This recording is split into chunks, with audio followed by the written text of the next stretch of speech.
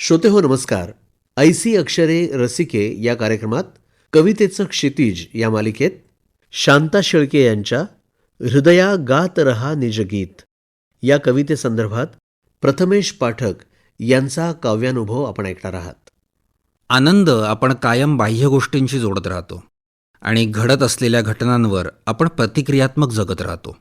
या सगळ्या भानगडीत आपण कधीच आपले जीवन गीत गात नाही. ज्येष्ठ कवयित्री आणि गीतकार शांता शेळके यांची एक कविता हृदया गात रहा निज गीत ती आपल्याला हेच सांगते आहे. ऐका त्या काय म्हणतायत. हृदया गात रहा निज गीत, गमली कोणा तव गीताची रीत जरी विपरीत, हृदया गात रहा निज गीत. किती सहज सुरुवात आहे ही, की आपले गाणे आपण गावे.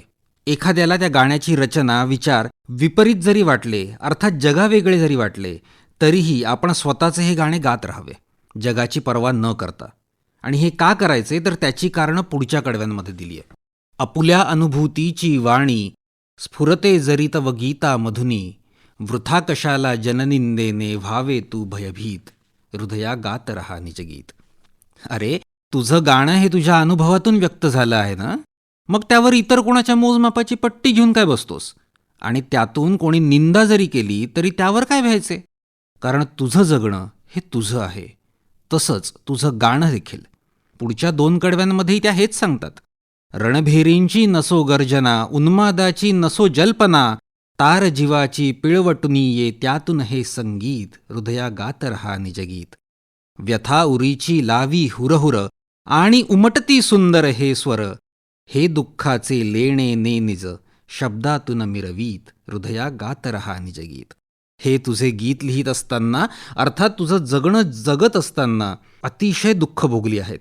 त्या दुःखाने तुला आता ही एक सुंदर गोष्ट बहाल केली आहे ह्या गाण्याची. मग तर ते मिरवलंच पाहिजे, कारण हे गाणं तू उन्माद म्हणून लिहित नाहीयेस. अंतरीच्या घनदाट तमातून चंद्रासमहे आले उजळून, काय राहतील किरणे लपुनी अभ्रांच्या गर्दीत, हृदया गात रहा निज गीत. या ओळींमध्ये शांताबाईंच्या तरल काव्यप्रतिभेचा इतका सुरेख प्रत्यय येतोय बघा, की मनात साचलेला मिट्ट काळोख बाजूला सारीत हे गाणं उमटलं आहे. आणि कसं उमटलंय तर जसे चंद्राचे शीतल किरण ढगांच्या मधून सुद्धा अलगद बाहेर येऊन आपल्याला सुख देतात तसे. वा शांताबाई वा. कवितेच्या शेवटच्या 2 कडव्यांमध्ये मला शांताबाईंच्या रूपाने घरातली एक ज्येष्ठ व्यक्ती दिसते. आधी ती प्रेमाने समजावून सांगते, मग दटावते आणि मग शेवटी असं काही बोलते की विषयच संपून जातो. बघा त्या काय म्हणतायत.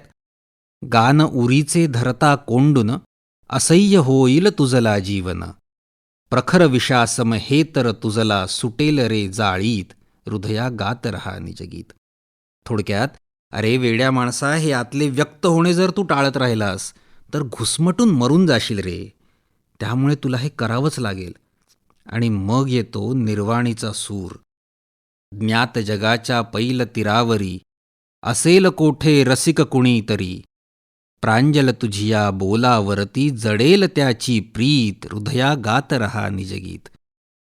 तू विचार करतोय की हे गाणं कोणाला आवडेल का, कारण हे प्रस्थापित चालीरीतींच्या पल्याड आहेत. तर लक्षात घे, तुझ्यासारखाच विचार करणारा कुणी एक रसिक जगात कुठेतरी असेलच.